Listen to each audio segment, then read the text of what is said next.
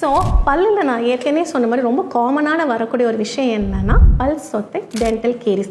So அதுக்கான காரணங்கள் ஈட்டியோபேத்தாலஜி என்ன அப்படின்னா, ஃபஸ்ட் ஒரு சசப்டபிலிட்டி அப்படின்னா என்னென்னா பல்லிலே டிஃபால்ட்டோ ஏதோ சம் எரர்ஸ் இருக்குது. ஸோ அதனால் என்ன ஆகும்னா, சாப்பாடு ரொம்ப நேரம் அந்த பல்ல தங்கிடும், உங்களால் ஈஸியாக க்ளீன் பண்ண முடியாது.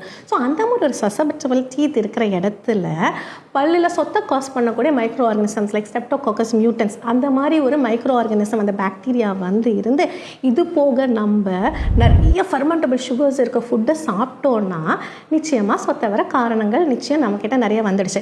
இது போக என்ன பொறுத்தவரையும் பர்சனலாக நான் ரொம்ப இம்பார்ட்டண்ட்டான கன்சிடர் பண்ணுற ஃபேக்டர் பேர் தான் சைனிங். எவ்வளோ நேரத்துக்கு இந்த மாதிரி இருக்க போது வாய்க்குள்ள. இதுக்கு தான் நாங்கள் என்ன சொல்லுவோம்னா, கம்பல்சரியாக ட்வைஸ் ப்ரஷ் பண்ணுங்கள். ஸோ நீங்கள் அப்படி பண்ணிங்கன்னா நிச்சயமாக இந்த மைக்ரோபியல் லோடு என்ன ஆகும்னா ஈஸியாக ரிமூவ் ஆகிடும். சொத்தை வரத்துக்கு நம்ம ரீசன்ஸை ஈஸியாக குறைச்சிடலாம். ஓகே, அந்த பல் சொத்தை பார்க்குறதுக்கு கண்டுபிடிக்கிறதுக்கு கஷ்டமான நிச்சயமாக இல்லை, பார்த்தாலே தெரியும். ஏர்லி ஸ்டேஜில் ஈஸியாக ட்ரீட் பண்ணலாம். பட் சம்டைம்ஸ் அது ரெண்டு பல்லுக்கு நடுவில் இருந்தாலும் மேல் பல்ல பின்னாடி இருந்தாலும் பார்க்குறதுக்கு கஷ்டமாக இருக்கலாம். ஸோ உங்களுக்கு சொத்தை வந்துடுச்சு.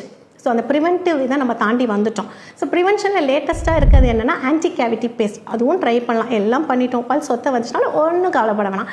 அது ஈஸியாக அடைச்சி அப்படியே பழைய பல் மாதிரி பார்க்கவும் அழகாகவும் செமையாக ஃபங்க்ஷனலாக செய்கிறதுக்கு நம்மக்கிட்ட எல்லா லேட்டஸ்ட் ரெஸ்டரேட்டிவ் மெட்டீரியல்ஸ் இருக்குது.